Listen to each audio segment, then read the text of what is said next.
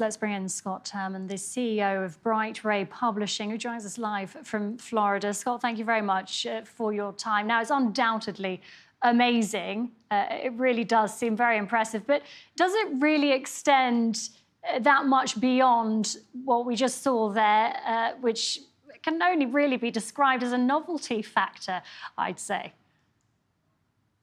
Its ability to kind of hold a conversation with multiple people in multiple languages is a bit bonkers. It's almost unsettling to watch. And then you add its ability to process the surrounding video real time to understand what color shirt the person was wearing or if they're frowning. I mean, it just seems to do nuance a lot better too.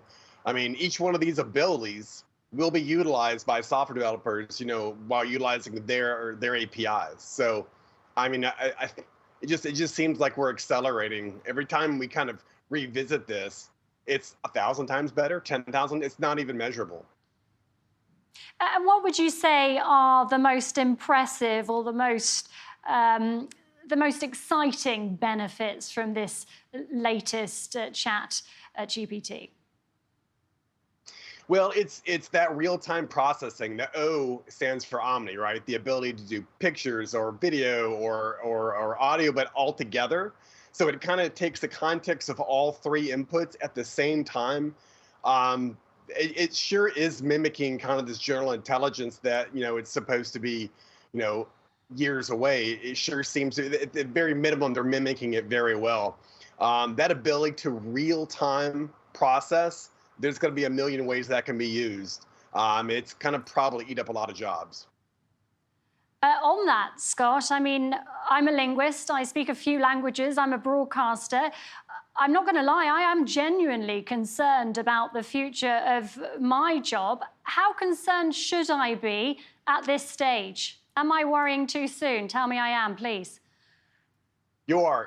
Calculators didn't make math obsolete. I mean, computers created brand new areas that we couldn't even conceive before their invention. I mean, AI is now creating new job categories that no one's even thought of.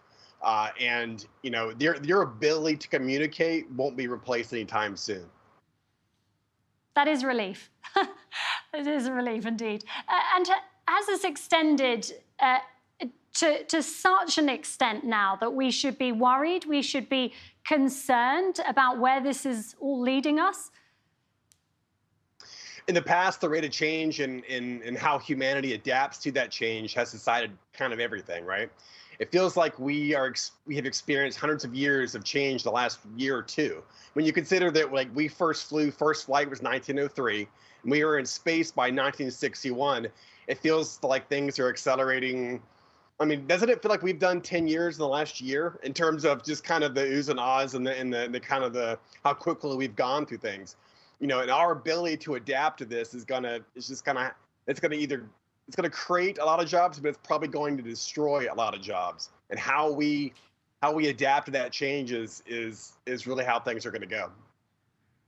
And can we expect any kickbacks on this, any government response to this, or anybody trying to get in the way, as we've seen in the past, to these rapid advances with AI? Well, I mean, I've said in the past that the cat is already out of the bag, and it kind of is, because these general, the difference between kind of the very early models is open source. These other models are not as available, but they're still able to be, talked to through APIs.